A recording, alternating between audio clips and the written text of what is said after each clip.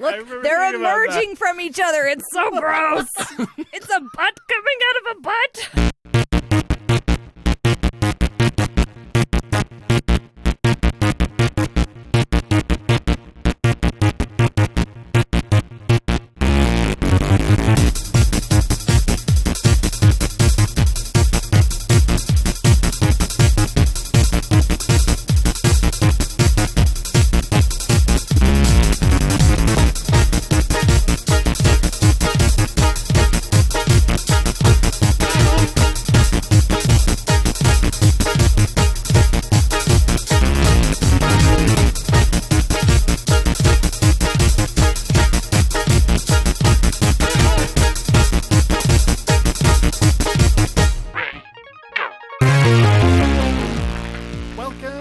Rewatchers on the pod, where we're currently watching The Leftovers. You're here with me, Tyler Harris, and Gwen Hammer, Tyler McKinley, Justin Hammer.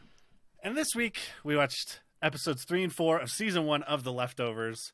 2 boats and a helicopter, and episode 4, BJ and the AC, which we'll talk about what the hell that means. But I'm about to summarize everything that happened in those 2 episodes, just in case you haven't gotten around to it. Don't worry. Tyler McKinley did all the heavy lifting for us, and you're about to hear everything that happened. Here we go. This is a story all about how a boy and girl's life turned upside down. I don't know if we've done this gag before, so I'm going to stop there. Okay. Jesus. I'm all kinds turned around already. A bulldozer walks down the aisle, but no vows are being exchanged, but someone is getting it right in the kisser. The punchable pastor dunks an infant discreetly at the request of a sneaky dad. The dad pays him by snitching on a sinner. Those pigeons are important. The smoking Mormons want that church, and they will have it for their new branch, even if it means using their friends, the bank. This bank scene is the call to action for a David Spade comedy where he is a pastor and needs to raise money to save his church, so he becomes a pimp and turns it into a brothel. TM, just in case the idea hasn't been scripted yet. Matt, the pastor, is Nora's brother. They have a come to Jesus talk, but the other way around. Matt reveals that Nora's husband was having an affair with the preschool teacher. Matt is not paying his wife's caretaker, who is in a vegetative state. The wife, not the caretaker. Matt has one of those Harry Potter paintings. Matt sneaks to Garvey's backyard and finds sheep using. Jesus. She leaves and Matt chooses ship. Oh, those pigeons are important, and so is that transition. Matt takes a fucking huge gamble. Conor McGregor robs Matt in the parking lot. Conor McGregor has flashbacks to that Khabib fight. Matt tries to help some smoking Mormons and gets hit with a rock so hard he's reliving his memories, including ones we'd rather not. I never want to wake up in the hospital with an erection. Matt was unconscious for 3 days and has missed the deadline. The smoking Mormons opening a church near you. Next episode. The process of Jesus making is revealed. Also, the Black Keys is apparently great baby making music. Just like spoons, there is no family. Baby Jesus is MIA, the acronym, not the musical artist. A pantsless Frank Zappa knows what's inside Christine. Wholesome moments at the Garvey home, volume 3. Garvey can't bring himself to purchase a baby. He's gonna find out who took Jesus. Spoiler, it's the Romans. If you say the words baby, fucking, and Jesus in the same sentence, God cuts the brake line in your car. Oh my God, Wade stole the baby and put it in Christine. Tom gives us a great example of how exactly not to behave when you are suspected of domestic abuse you did not commit. Jill refuses to make Christ the light of the world. Teenagers scare the living shit out of me. Lori wants a divorce. Jill gives Lori a lighter with the title of her favorite Red Hot Chili Peppers song. Great. Lori fucking hates the Red Hot Chili Peppers and drops that shit under the drain downtown. Jesus Christ. What the Hey, you're going to get your brakes cut. Oh, this is ridiculous. Okay. Yeah. Okay. Tommy finds a perfect disguise for people to ignore them. Captain America fans. The Winklevoss twins return baby Jesus to Garvey. Christine introduces Tom to Camo Tom before their bus is stopped by a pile of vicarious corpses. Chief Garvey and Nora have a moment where I'm not sure anyone knows how they are supposed to feel. Patty pulls a Kansas City shuffle. The other smoking Mormons steal all the family pictures in people's homes. Matt has already replaced baby Jesus with an S-tier baby Jesus figure. Oh, look who all of a sudden likes the Red Hot Chili Peppers again. Well, nobody's looking. Chief Garvey denies the Christ. Yeah, what a fucking way to end the episode. Just really. I really need to just watch all the episodes while I'm at work when I'm doing these summaries, because that one turned out better than that third episode. Oh my God. Sure. That was very good. Yeah, that's everything that happens in those episodes. Yeah. some wild shit. Gwen, a raised hand and very active fingers. So that gambling scene when he's going to get the money for the church, that was so upsetting to me that I went in the pantry and started stress eating M&Ms. Just thought I'd confess that. That's the appropriate response. I'm pretty sure that's what they were going for. Okay, Didn't you? all right. We all ate stress. We all stress ate M&Ms, right? Katie spent the rest of the night trying to convince me that, like, because of you guys and your poker night and her winning at them, she's like, what if I just took like $1,000? Okay, here's the thing. We'll hold it again this year, but we'll invite like people we don't like very much and we'll rig it in favor of Katie and you guys can, divvy it up with all of us. Yeah. This is great. Are these people rich that you know? Like, Yeah, totally. I know all the rich people. Yeah, let's talk about Matt. This is we just have an episode all about Matt, which I think this is probably my 4th or 5th time watching it, and I think I like it more every time I watch it. It is a fucking tight episode of TV that references itself and is just filled with fucking biblical allegory out the ass. Like it's really good. I think it's so fantastic. And like a really good intro to a character that, I mean, before this, we haven't really seen much. We see him passing out flyers about how everyone's disappeared loved ones are secret racists and drug addicts and fucking each other or fucking other shit. I don't know. fucking others fuckables. Yeah, exactly. Those your fuckables? Oh boy! Something I never wanted to hear. I wish I'd never said it. Yeah, I think that sentence is classified as assault in several states. Yeah. If you're in Rhode Island, this podcast is illegal. Oh now. man, yeah. Just Black Panther me. We don't do that here. Anyways, yeah, so let's talk about it. What are your guys' thoughts on Matt? Oh man, what's his last name? I just forgot it. Matt Wilson. It's not Wilson. It's something else. I But keep thinking Smith, but that's a different doctor. It's the same. Yes, that's as... true. No, it's actually not the same as Nora's last name because she probably still has her married. She does. So what's Nora's? I don't know anyone's last name besides the Garveys. That's fair. Everyone else just his first names. But yeah, what are you guys' thoughts on Matt? Or just kind of on that episode in general? I was expecting that this episode was going to make me think that he was a terrible person because I kind of was getting that vibe. Like everybody in this show seems like something is really messed up about them. And granted, Matt has issues, but he I came away from this episode feeling like he's genuine, like actually trying to be a good human being. The whole like gambling scene and everything and what happened where he presumably killed that guy. I don't know. Maybe he's not dead. I don't know. Fucked him up a bit, yeah.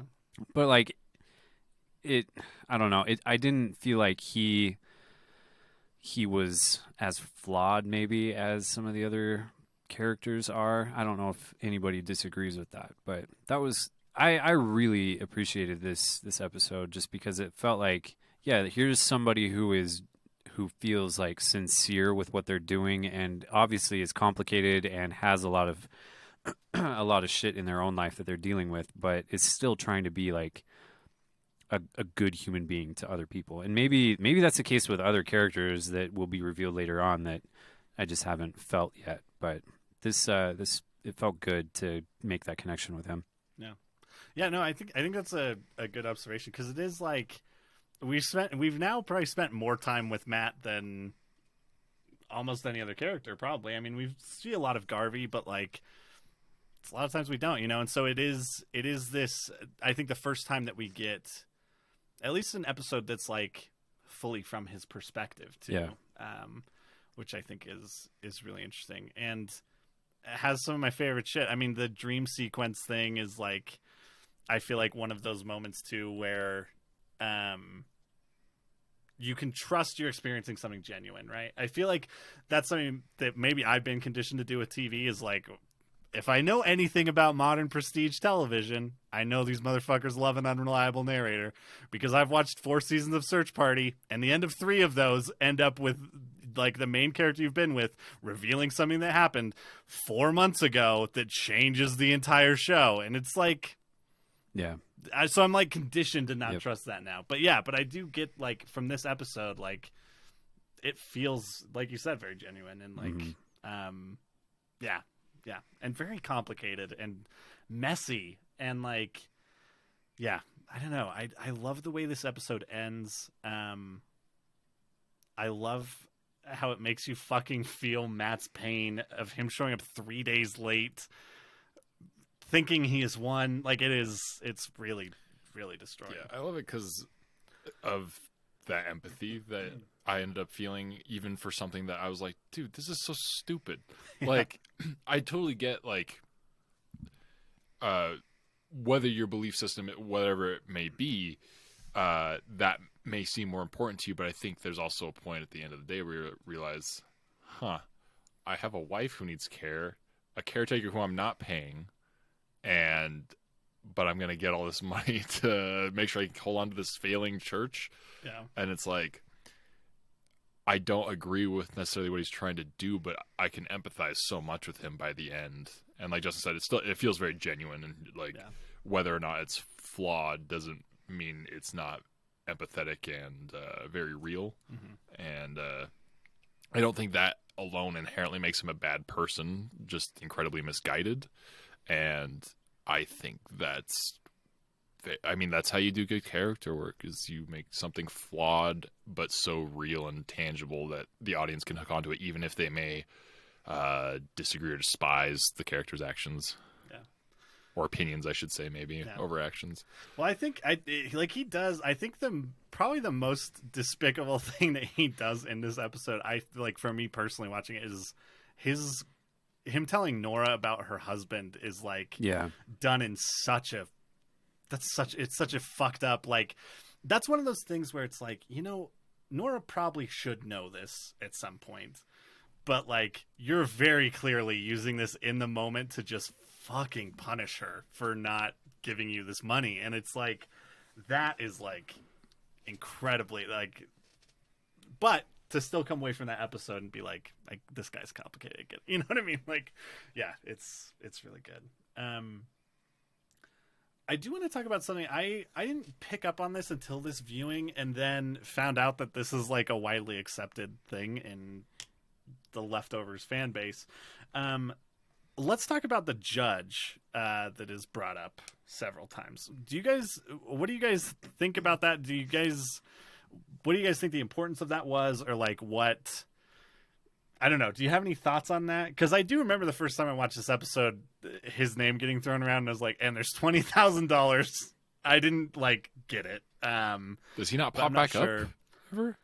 Yeah, I figured we were going to get more of the judge. Oh, okay. Yeah, that's what I thought too. Not really. Oh, this is it.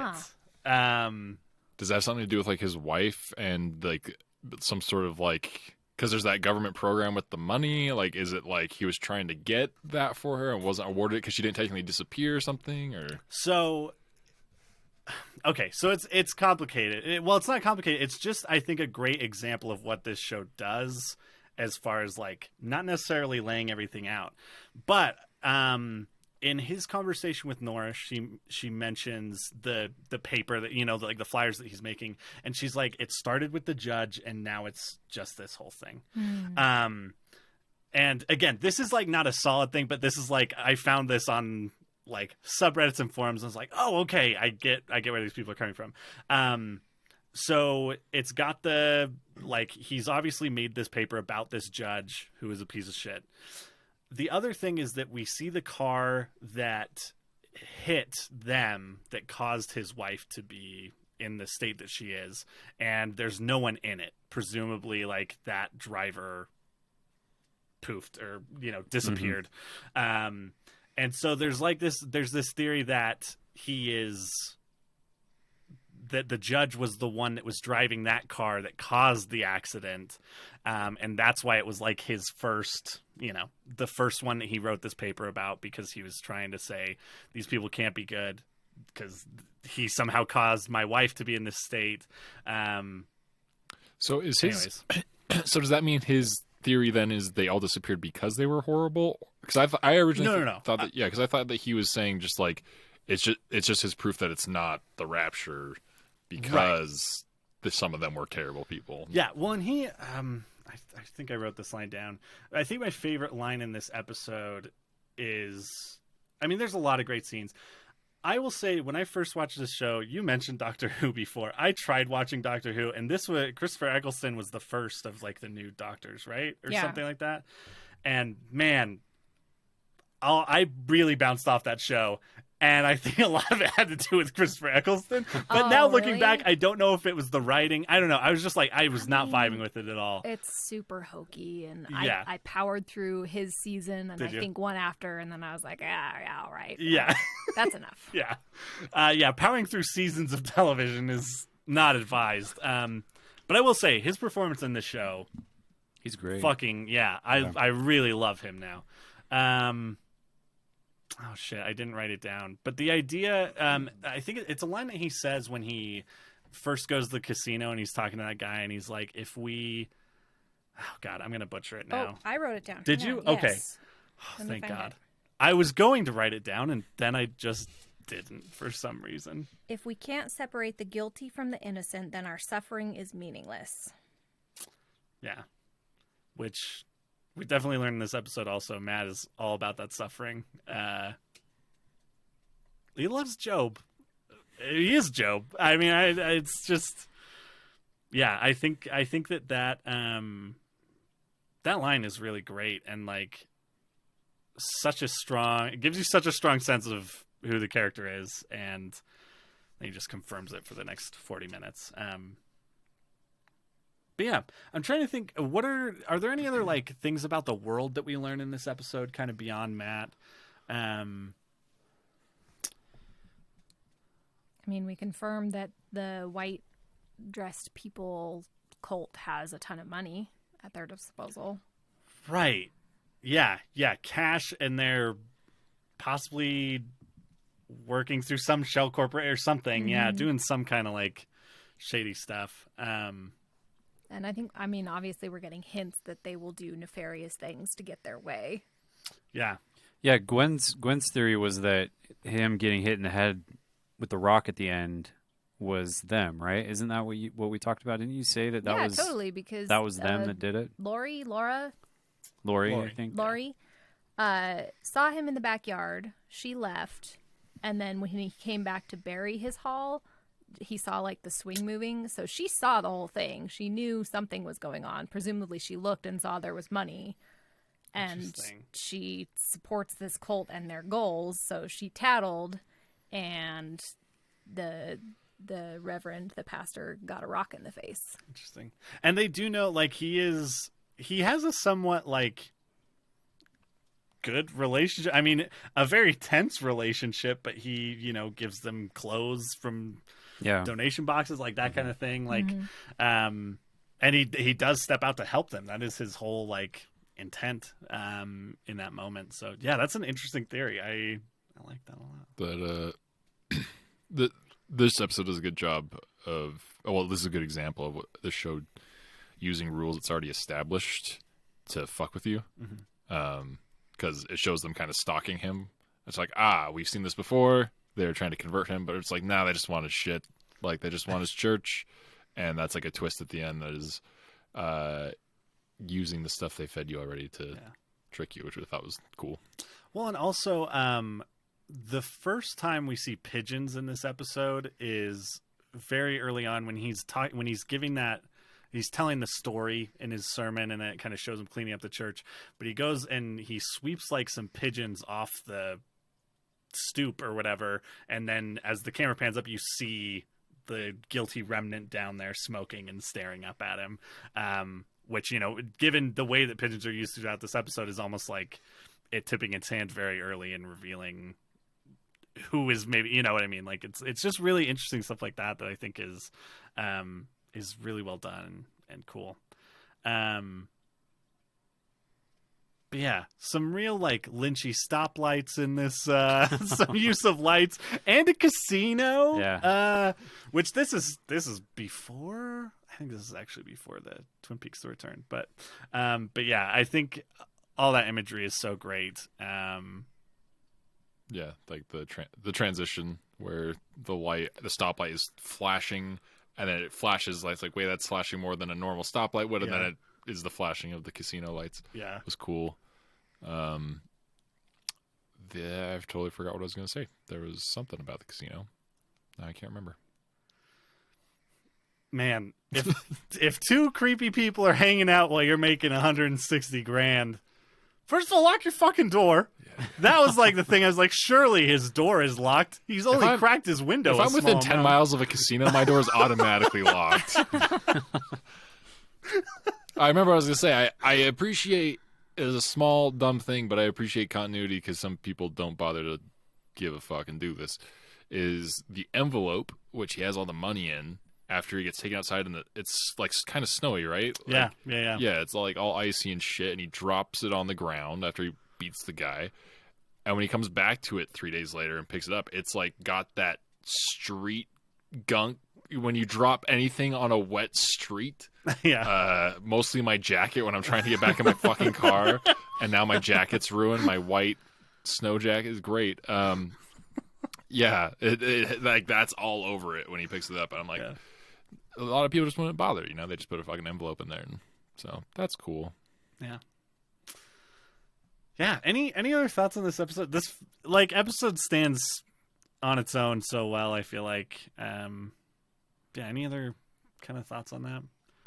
It got me thinking a lot again about personal grief versus collective grief, and like where more information is better and where it's harmful. Like for personal grief, it might be harmful to know that your loved one was a terrible person before they disappeared, right? That's not helpful for individuals, but as a collective, it might help the collective process that grief. Sure. And so I don't know, it's a weird tension between the needs of the individual and the needs of the community. Yeah. Yeah. Well, yeah. Oh, man. And the idea of delivering that information on like the most personal level with pictures and detailed information. I will say just the light in his eyes when that guy starts explaining that his coworker would blew his kid's college fund gambling. And he's like, yes, food for me. Like, yeah, it really is interesting. Anyways. All right. Well, let's move on. Let's talk about the baby Jesus. Factory made. Just fucking really just pulled right off the line. This answered so many questions my parents never taught me. I will say the process of doll making is fucked up. I don't like seeing any of it. I just don't. Why? Okay. What was that carousel they were on briefly? Yeah. Oh my God. I thought we were in like some hobbyist's like den and we were just going to see dismembered dolls everywhere. And then it kind of took a turn. This is, I mean, if you just put like a little bit of a filter over this could be this opening could be an episode of True Detective. Like this could be a cold open for an episode of True Detective. And like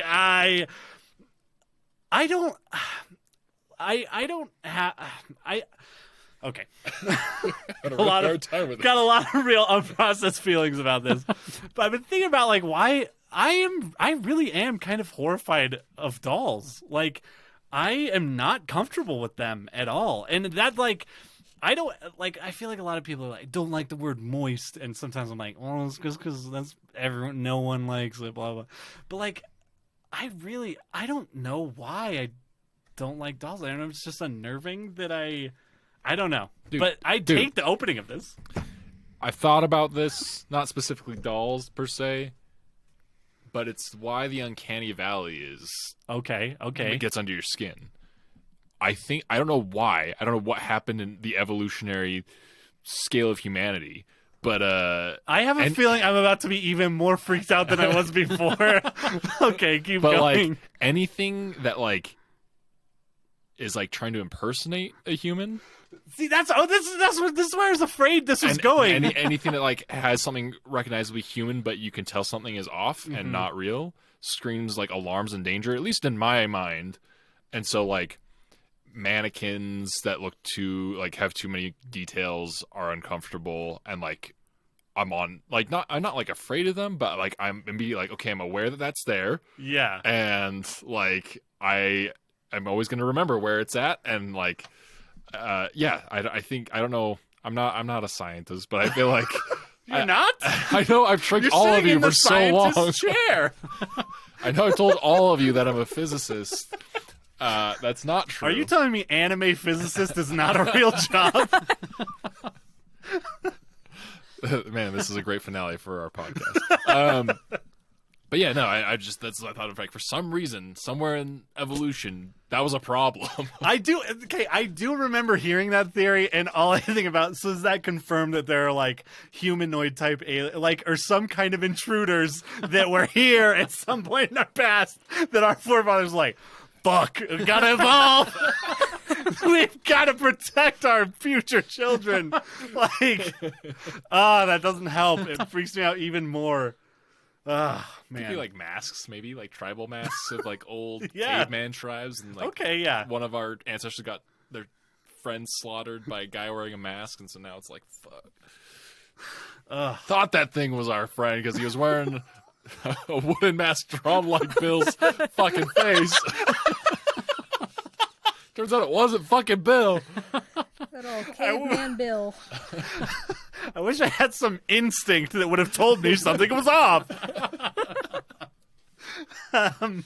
So yeah, I'll be the first to say it. There's something off about this, baby Jesus. But yeah, Cut to the end of the episode. Game over. We're done. Get it out, get it out, get it out.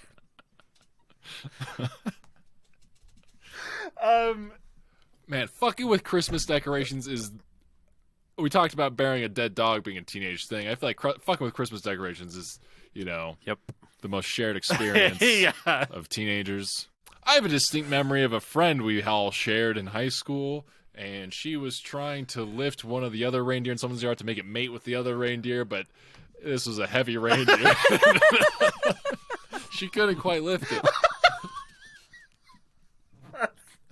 That's amazing. That's why can't I see this whole story playing out in my head?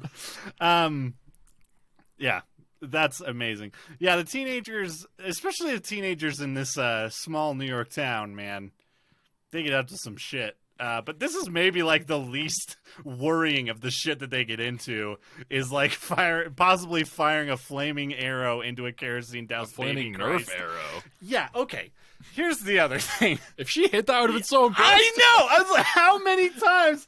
And everyone knows she's gonna hit it. So, how many times has Jill Garvey just Odysseus like a fucking Nerf arrow in front of all of her friends? Because there is no doubt in anyone's mind she's about to light up Christ. And it's like, it's insane to me. I've fired one of those. It's difficult. Yeah, if you see one of those, they don't go very far either. No.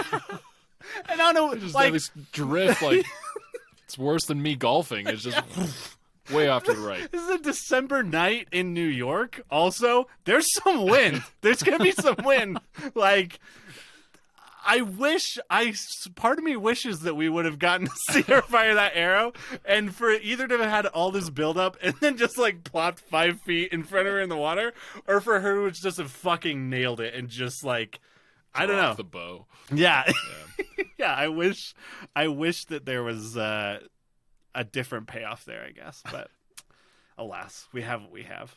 Yeah, but knowing that baby Jesus got returned by thing 1 and thing 2, they had to go out and get it from the water, That's right? true. Yeah.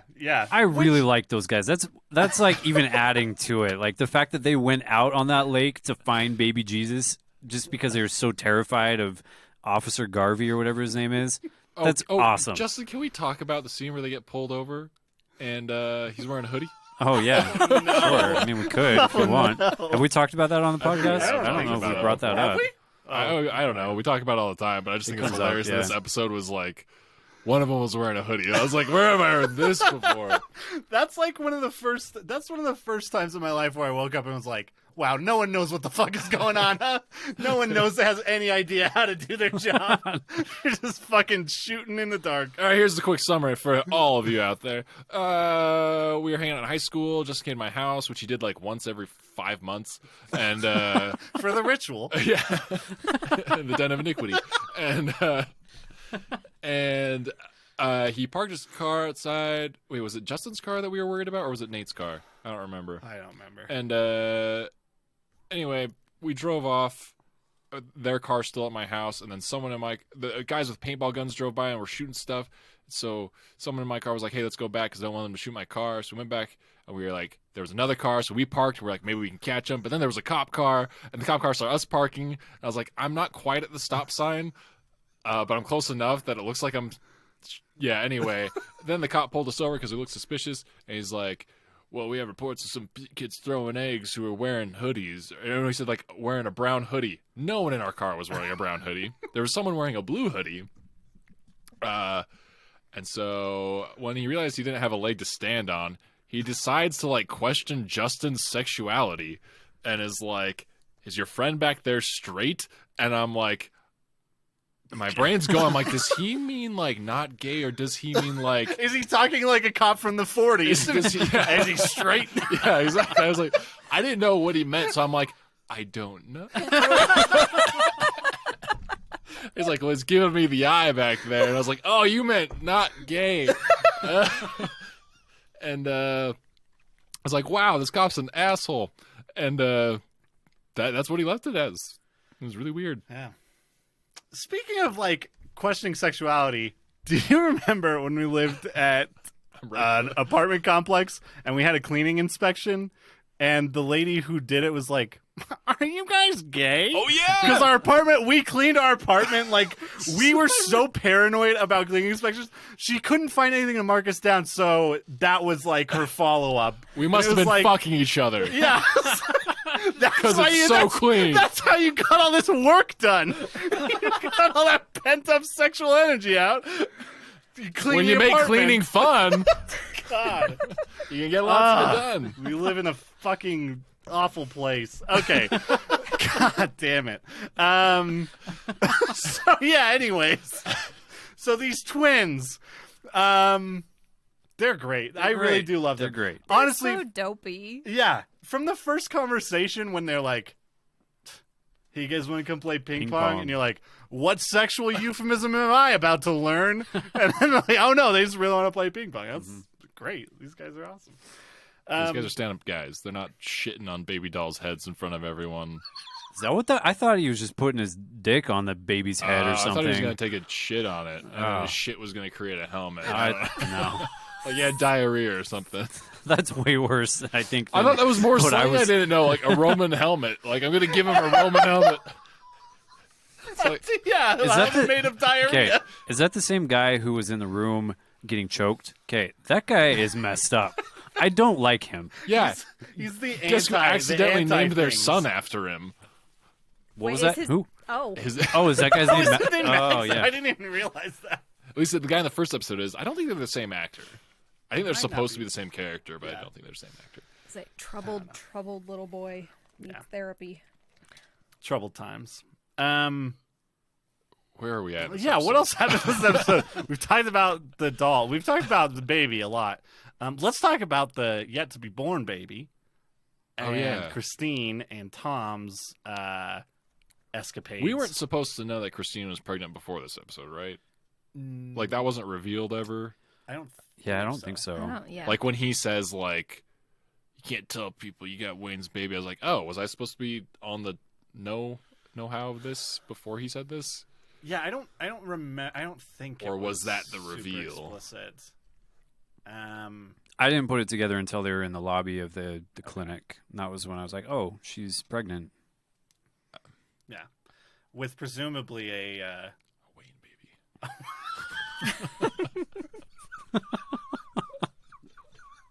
So why whisper that? I feel like you and Alfred are the only people who have ever said Wayne baby.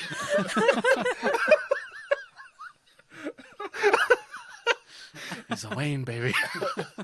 I must serve him.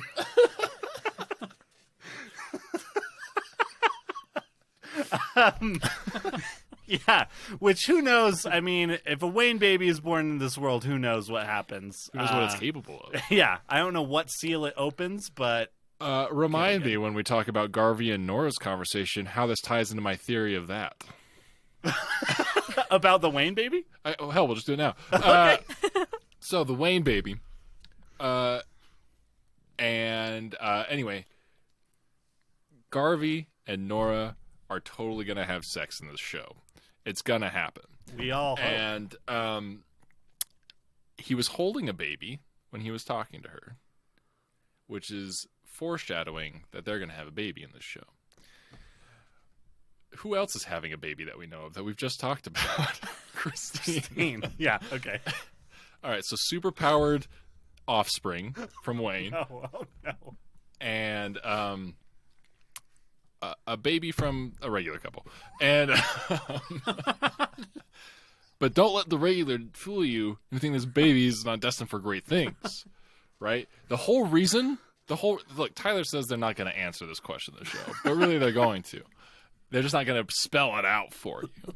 The whole reason everyone disappeared, I probably am going to have a new theory for this every week, is so that these two babies could be born and meet up, fall in love, have a baby of their own, and that baby's the new Jesus.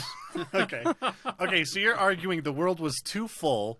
We had to make more room for two. No, because look, there's a fact. The beginning of this episode is great because it's a metaphor for the factory of whatever pre-existence of God is making spirits in, and pulling our heads out of molds. Yeah, and so there's like, think of it like those video game puzzles and like Dr. Quandary and shit, where you got like a big tube and you have to get all the liquid from this tube into this other tube, right, to solve the puzzle. This is becoming very clear where you're going. I know exactly where you're going. There's a certain amount of energy it takes to make a Jesus Christ level savior. And turns God, out it's God 2%. God didn't realize how much people would love to have sex and have babies. So he's like, shit, I'm running out of spirit energy. We can't make another one of these guys until we just got to take some of them away. And so he built up enough. It's kind of like Reapers in Mass Effect now that I'm thinking about it. You just got to gather all the souls and smash them into a shell. Yeah. And so, Wayne's baby and Nora and Garvey's baby are going to have Super Jesus baby.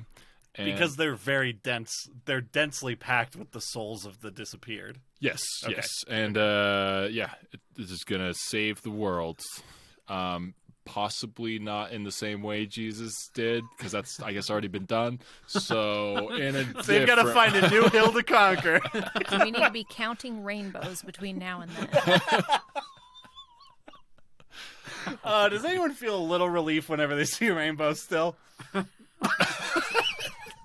Just religiously speaking. There are other things that I feel relieved about, but that's not I one. totally forgot about that until you just said I had not thought about that in years. Oh, man. This is a Mormon-specific deep cut, right? Yeah, I'm pretty sure. Is it? The Oh, no, rainbow that's... is God's promise. Yeah, that's Is true. it? Yeah. Okay. Although That's I not- don't know if taking away the rainbow is an outside Oh of my Mormonism God. thing. I just... That's why they hate the gays. The Mormons? Yes. They're promised to take away the rainbow. Oh, and the gays are keeping the rainbow around. Yeah. I see. Yeah, this makes sense. Yes.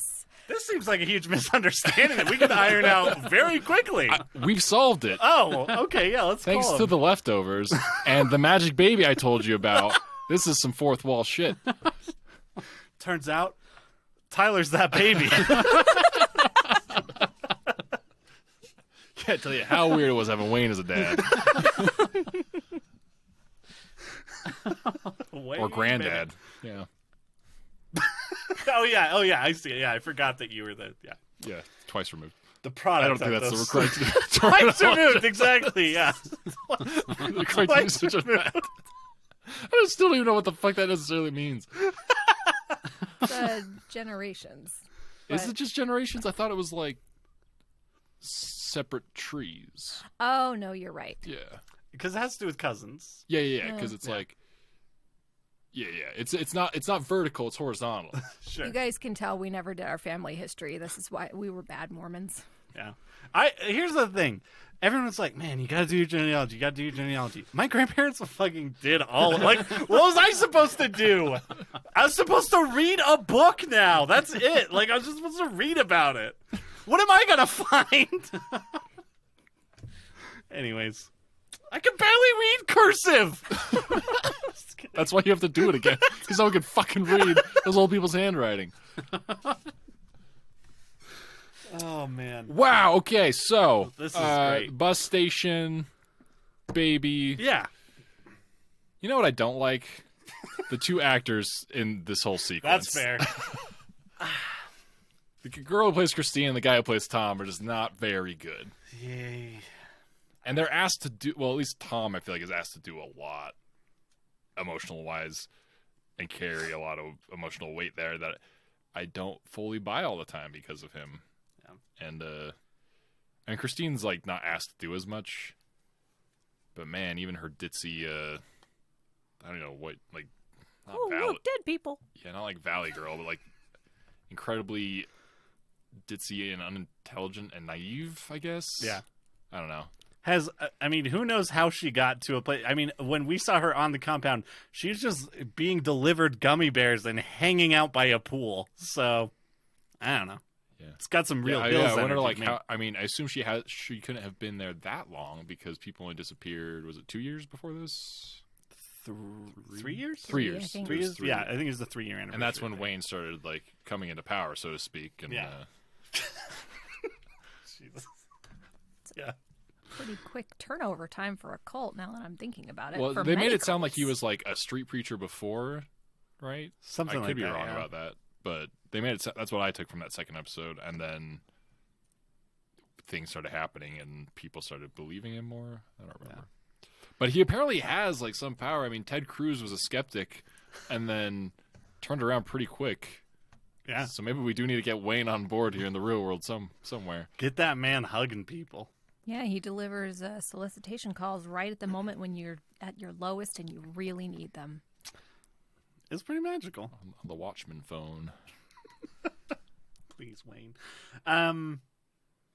Yeah, what else do we have to talk? Oh, I mean, we can talk about, while we're talking about Tom and Christine, and the bus scene, the way this am I thinking of the right episode? Sorry, the way this episode ends with all bus- that. Yeah, okay. Yeah, Sorry, Camo I thought I was Tom. getting ahead of myself. Who, what if, sorry, I'm going to go, this one will be shorter. You know how Wayne's like, Tom, you're like part of this destiny, you know? What if it's actually Camo Tom? You know? He just forgot the identifier. He was like, how many Toms could there be? Yes.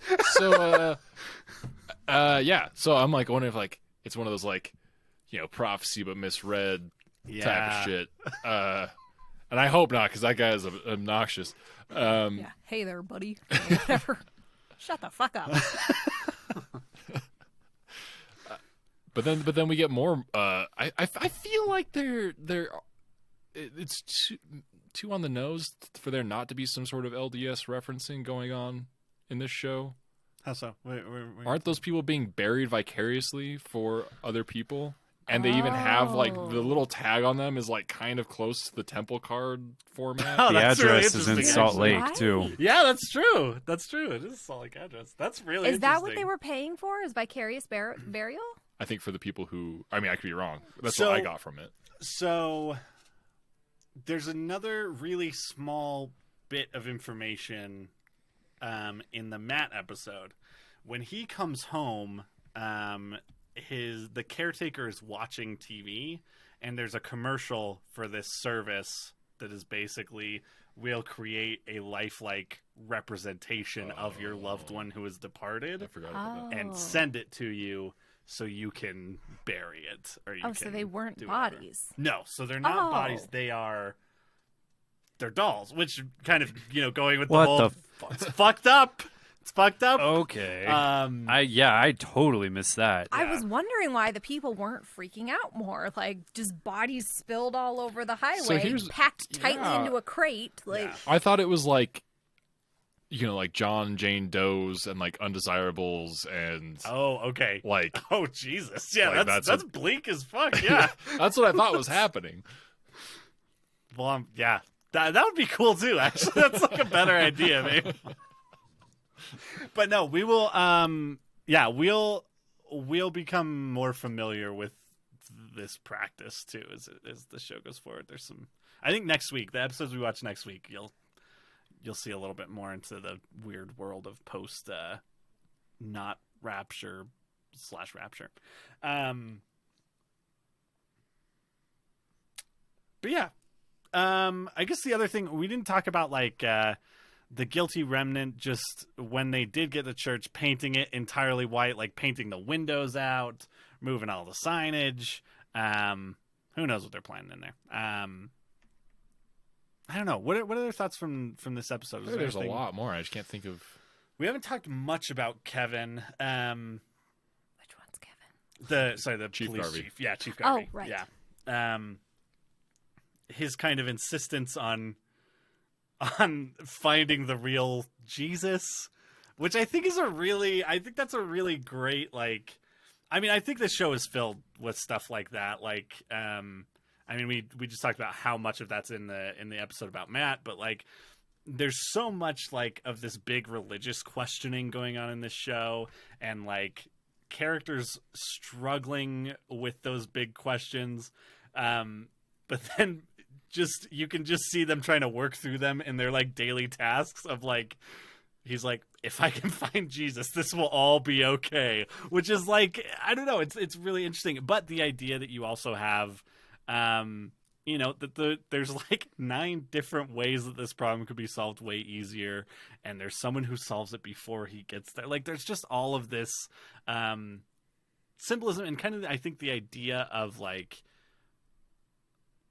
what Garvey sees his role as, or what he believes is expected of him.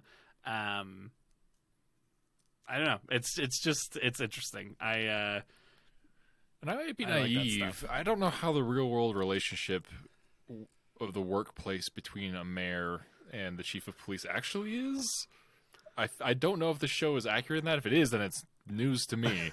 I didn't think the mayor could tell the chief of police to go find a baby doll, but and get snippy with him when he doesn't want to. Only when that baby doll is Jesus himself. It's written specifically into the town constitution. What does a town have? Yeah, town credo. Mission statement. They're just called Manifesto. papers. Paper. Bring me the town papers. I'm making an addendum. No one filled in these blanks. I don't know what to do.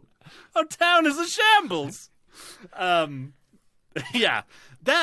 they have like a seemingly kind of weird relationship too, because we've kind of talked about like her relationship with his dad that we're not entirely clear on, and like there's clearly like a familiarity in history that we haven't quite like gotten yet.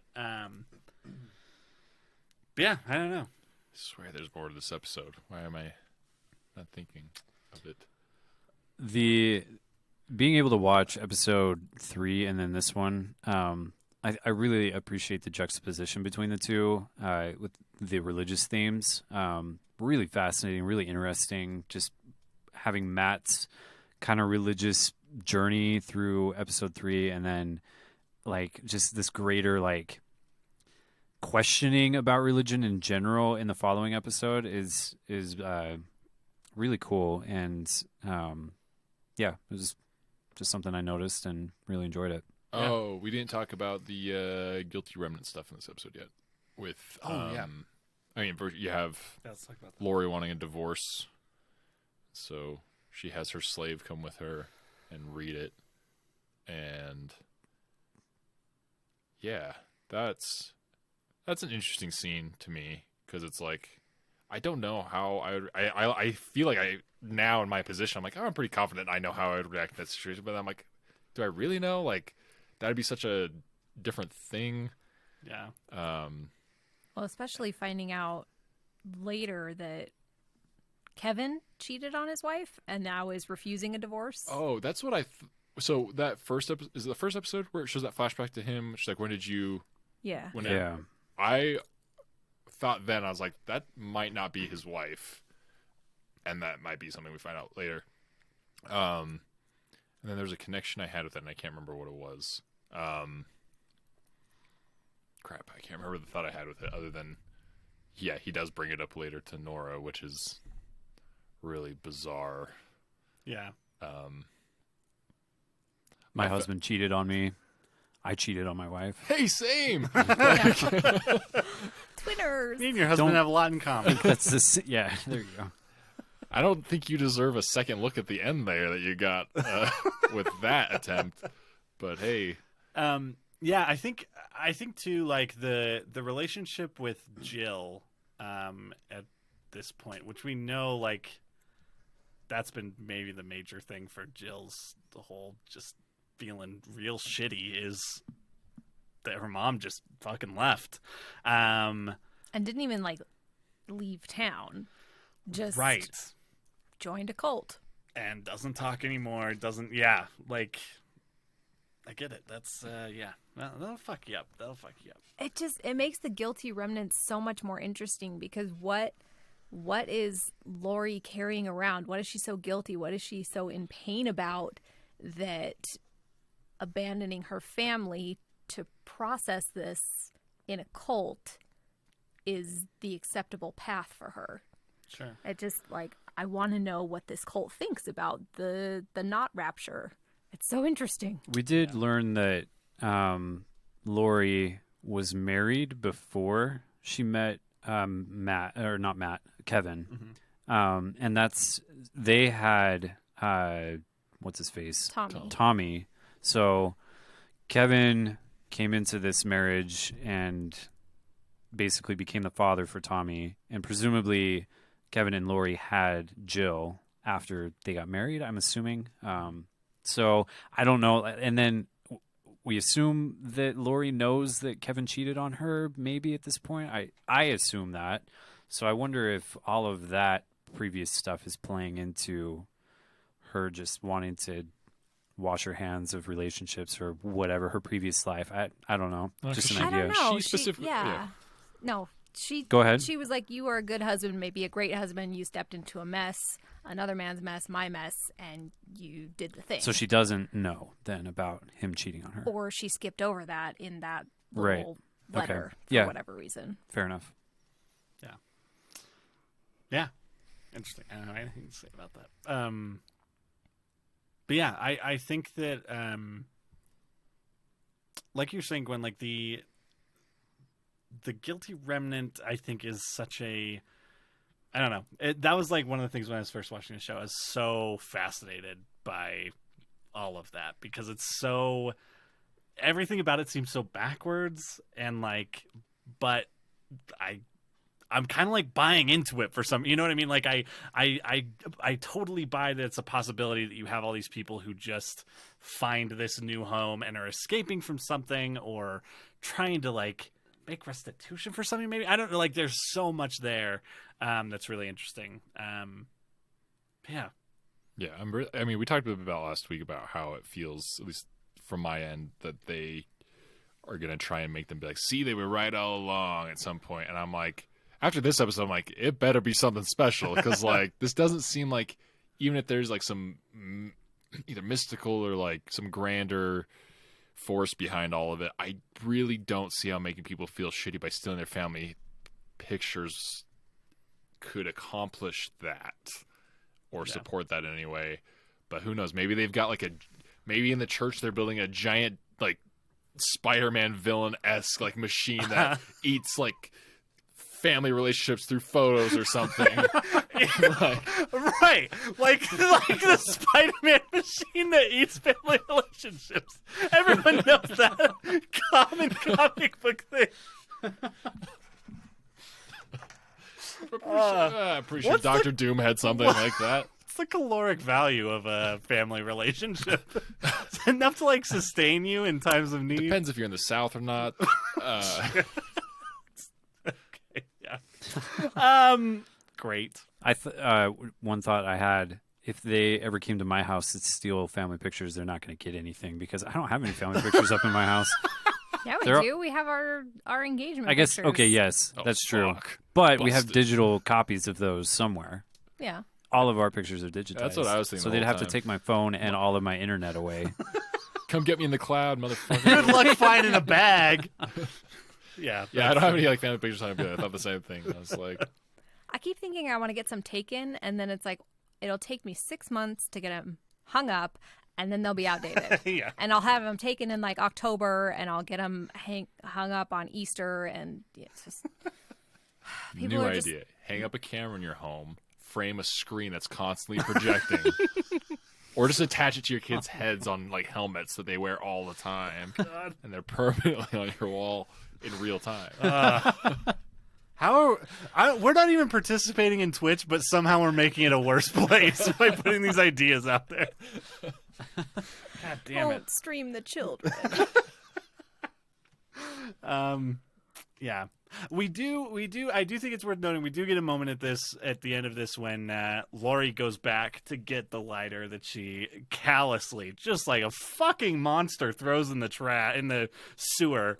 But yeah, so there, and I think especially in these two episodes, we're seeing like that there is maybe regret, or there's a longing in Lori. I mean, she's there at their house, swinging on their swing set, so there's still something there. But yeah, man, it's heartbreaking to watch. That is my favorite Red Hot Chili Pepper song, by the way. I think it's fucking amazing. It's a good one. It's a great song.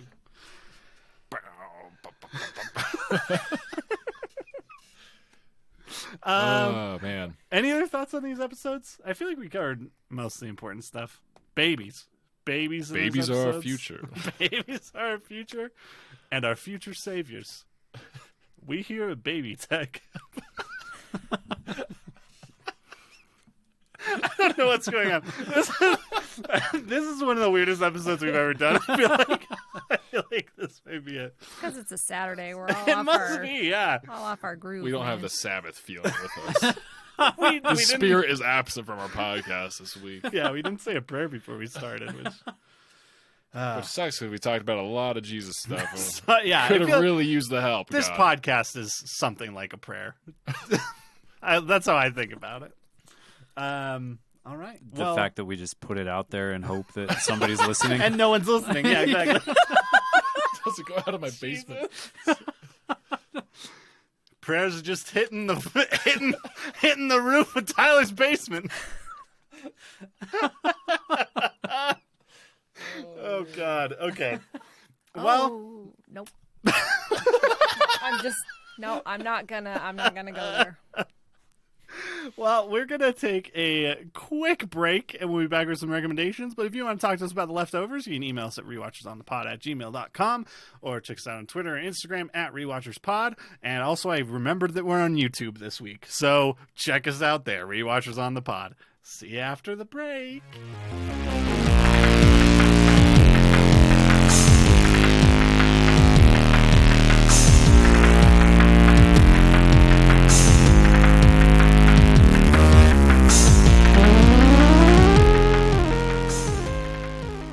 Welcome to the recommendation section of the podcast where we talk about other things we've been watching this week, reading, or other stuff. How else do you consume things? We've never had an eating recommendation. I think someone at some point Have did we? do like something with food at some point. Okay. I know Justin did a recipe channel at one point. Oh, okay. But I thought someone also might have been like, go to this restaurant. I think you recommended Justin's smoked turkey at Oh, one yeah. point. Oh, yeah. Okay. Well, that too. Gwen, what have you got for us? Rollerblading. Man, As a meal or? Well, I just remembered since I bought rollerblades. I'm sure I look like a super dork out there, but it's really nice. Just, rolling around the neighborhood. I'm bored of running. I'm frustrated with running. So I'm just, super dorking it out there. It's great. Everyone buy rollerblades. That's incredible. Okay. The Long Way to a Small Angry Planet, which is like a semi-soft, that's a weird way to describe it, sci-fi book. Like, there's a lot of hand waving. They're like, oh yeah, we can travel faster than light, but we don't do that because it's hard to regulate. So, okay. Sure. It's too hard to come up I'm with. glad that everyone could agree on it, and Yeah. no one does it. And then another thing is like, the Ansible, and then they never bring it up again. Okay, we're just not going to address that. We're just, everyone can talk to each other. Cool. But it's like, it's really optimistic. It's a little crew / family in space on a long haul to a job to create a wormhole to a new system. And it's nice. Like the general trend, I feel like, in both sci-fi and fantasy has been towards like grimmer, grittier, which I don't mind, but it's also refreshing to have something that's just like fun because it wants to be fun. Yeah. So yeah, that one. Oh, I stayed up. It's been a long time since I've done something. I feel like it's self-indulgent, but I stayed up till 3:30 last night watching WandaVision. Oh, wow. Didn't expect that. Yeah, it was entertaining. There was poor and lazy writing, and I still had a good time. So yeah, recommend, I guess. Oh, except I usually enjoy a red herring in content like that, but the one they threw in WandaVision just ended up irritating me. So yeah, that was annoying. Interesting. Oh, I've got on my notes fucking baby Jesus, and now I can't find. Gotta go get breaks. Shit. Oh, the only other thing is the first episode of Murder Among the Mormons, but I'll let Tyler McKinley talk about So that. I'm an expert about murdering Mormons. Yeah, I mean, tell us wait. about it. Yeah, that's it. Okay. Well, Tyler, tell us about these murder Mormons. All right. As they are so I've been in labeled. Utah 30 years now. Actually, I haven't. But yeah, the documentary on Netflix, Murder Among the Mormons, that was Yeah. called. Something, yeah. Directed by Jared Hess, Yeah. which is interesting. Napoleon Dynamite fame. Not as well known for Gentlemen Broncos. Let's not forget about Don Verdine. Oh, and did he do Nacho Libre as I well? think he did Yeah. Nacho Libre. Yeah, Nacho Libre is probably his most famous, yes. Yeah, that's interesting. Yeah. More famous for that, probably. What a career. But now doing murder documentaries on Netflix, which is, got that cap in his hat, or feather in his hat now. Got that hat Got on that his cap hat. in his feather. He's just stacking hats. It's like Johnny Depp in that one movie. With all the the hats. Yeah, but yeah, no, it's hard.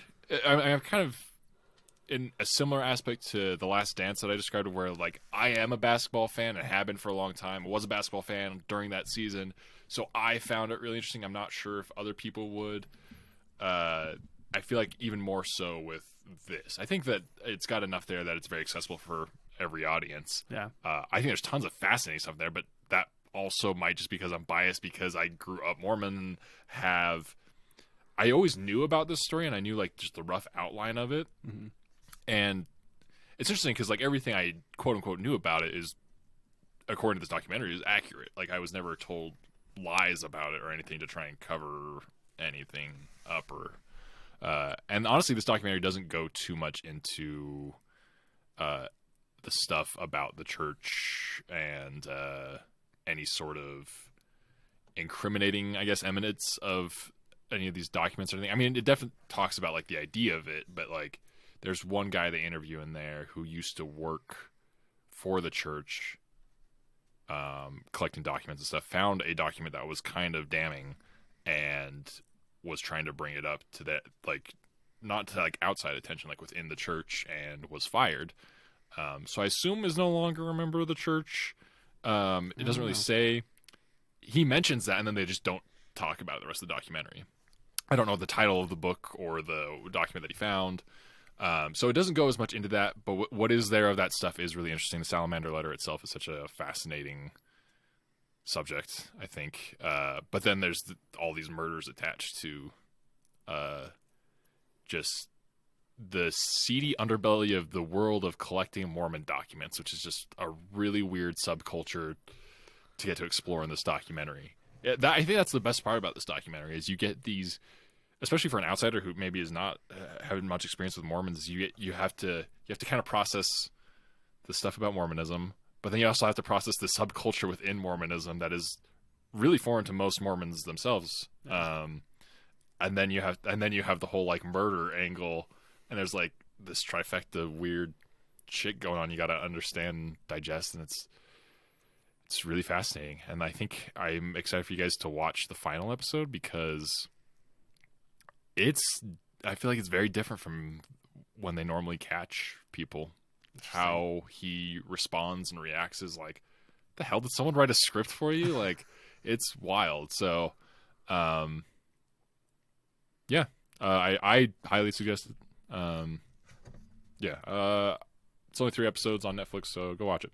Other things I did are Julian Baker released a new album. I love me some Julian Baker. If you've never heard of her, she's very accessible.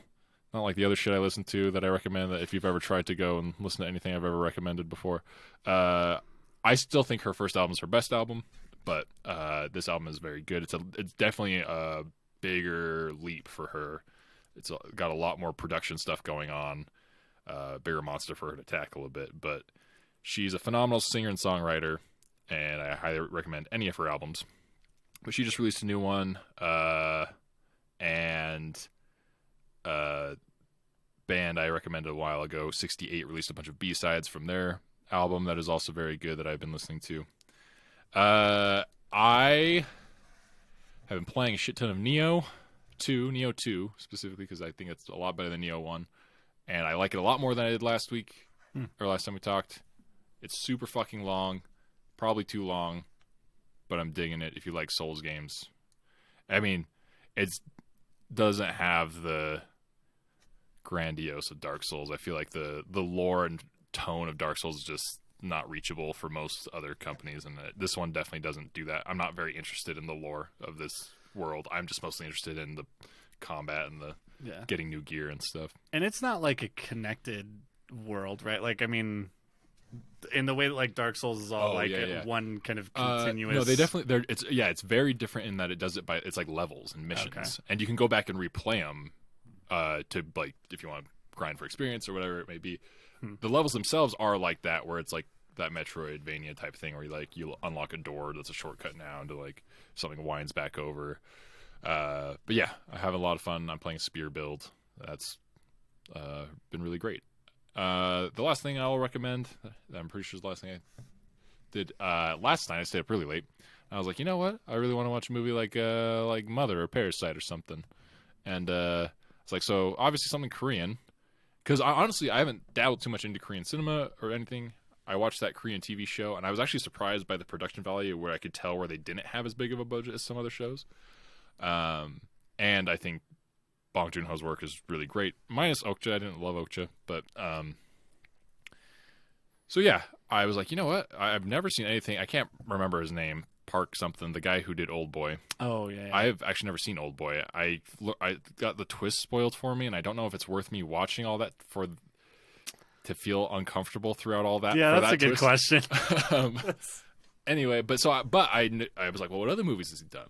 And then I saw The Handmaiden last night. Have you seen The Handmaiden? No, I haven't. I've heard about it, but Jesus, yeah. Oh, wow. That doesn't seem like a film you just wander into. It was, though, because the imagery and screenshots that I saw, there had like a lot of like weird surrealistic pans, labyrinthy, Guillermo del Toro type of vibes. I was like, I am so down for this.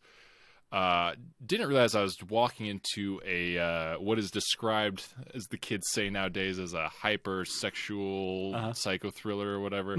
The most graphic sex scenes I've ever seen in a movie, and they are long and uncomfortable, and I've got opinions about them. Yeah, the movie, I have mixed feelings on this movie, man. Beautifully shot. Cinematography, the set design, everything's amazing. It's a period piece. It's actually based on a book, and that book took place, it's by a Dutch author, and she wrote it about somewhere in Europe. They changed the setting to Japan occupied Korea. So it's a period piece, and it's got a lot of cool. It's a very clear, like, 3 separate chunks. The acts are very defined, and it's very twisty. Got a lot of reveals to happen. It's really fun. The problem I have with it is, it's very sexual. This whole movie is very, very sexual, and this is the main concept of the plot. Even there's like, I don't try not to spoil too much, but basically this guy is raising young girls to do not so great things. It's not just simple like prostitution. It doesn't even go to that level, but it's like kind of grosser than that. And there seems to be a critique and even a big moment for one of these characters that like is overcoming all this, but then the sex scenes themselves are super long. They're between 2 women, and with the director being male, I'm like, with how long and graphic these are, this feels counter to your themes you're trying to go for. I don't know. Like, it's a lot. Interesting. It's so much. Like, I'm not like prudish about that at all anymore. And like, I skipped some of it. Like, 2 minutes into one of them, I was like, this is still going. And then so like I just kept pressing the skip, and my mouth just got more and more like, I didn't even know you could do that. I skipped like a good like whole other minute after that, and then there's another one, and then by the time you get to the very end of the movie, the final scene, I'm like, if there's another fucking sex scene when they walk in this room, and as soon as it cuts them being naked, I'm like, fuck it. I just fast forward, and there were the credits. So I was like, okay, I got it.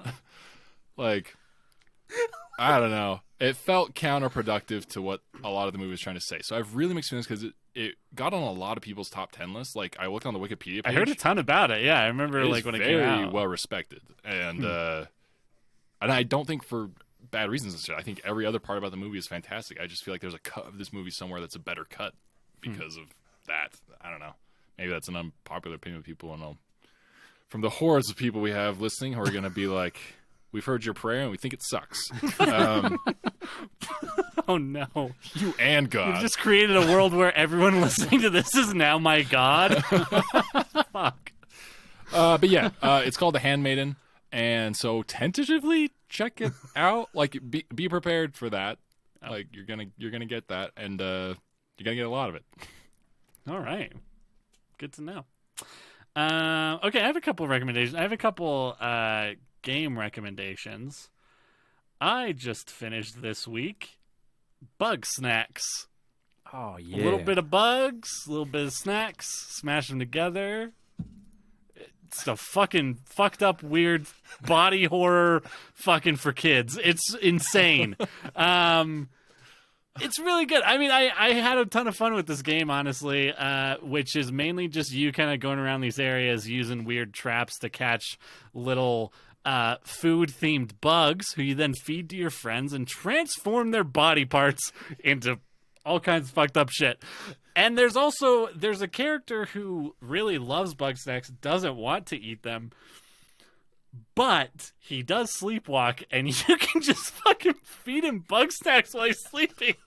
It's really fucked up, but I fed him so many. I turned his body into like an aluminum can. This game's real weird, and the end is like, I didn't think I'd be saying this sentence. I'm still processing the end of Bug Snacks in a way that I'm like, why did they do this to me? But it's really fun, I think. So check out Bug Snacks. The other game, I actually just started playing this last night, and I can feel, I'm like thinking about it. I've been thinking about it this entire podcast, honestly. I just got this game called Loop Hero. I think it's only on Steam right now.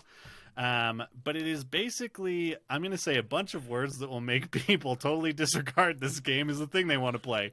It's a deck building roguelite. But basically the whole premise is you're this guy, you're like this warrior who the world has been like torn apart by this magic in a way that if someone isn't actively thinking about something or looking at it, it changes. And so you're basically doing these randomly generated runs where you have this just little guy that marches himself around in this circle, kind of automatically fighting monsters, and you're getting these cards that can alter the path that he's on, or like build out the environment to give him buffs or enemies debuffs. And you're getting gear, that you're upgrading throughout the run, that obviously at the end of the run you lose, so you're starting over. But you're also, while you're doing this, you're kind of building out this little town and village that people are flocking to, because you're like kind of like putting things back together. But it is really addicting. And part of the deck building aspect is basically as you're going and as you progress and get further into these runs, more cards are introduced, which you then can go in and kind of change the deck pool that you're pulling from, so you can kind of like start to manipulate and what am I trying to say? You can kind of build your deck in a way that will make your runs faster or get you more specific resources that you need. But it's really good, and I think the art is. When I first saw it, I was like, I don't think this is gonna be for me, but it's $12, so I'm gonna try it. And I really love the art. It's like very throwbacky. The main screen almost looks like just a couple steps above like an ASCII kind of like thing. Anyways, it's really fun, and I've had a real blast with it. The other thing I wanted to recommend, I watched a movie this week called I Care a Lot that is on Netflix, with Rosamund Pike and why did I just forget his name? Tyrion. Oh shit. Peter Dinklage. Yes. Which is getting a lot of buzz going into whatever the fuck this award season is. I don't know. Oh, that's soon. Yeah. I didn't realize we were there again. Yeah. So I didn't see anything this year. Yeah, it's weird. I also have not seen very many things, but it's really good. This movie is kind of it's basically Rosamund Pike's character is someone who goes around becoming guardians of people in old folks' homes and basically stealing all their assets. And she's a really despicable human being. But it is a really well-crafted and well-acted kind of heisty thriller. But it's really good, and it will really make you sad. I don't know. It's pretty depressing. Some of the ideas like, oh, and this is actually happening. But anyways, yeah, people just taking advantage of old people, taking all our money, all fucking bullshit. But it's really good, and Rosamund Pike is really good. She's fantastic. She plays a really, really deplorable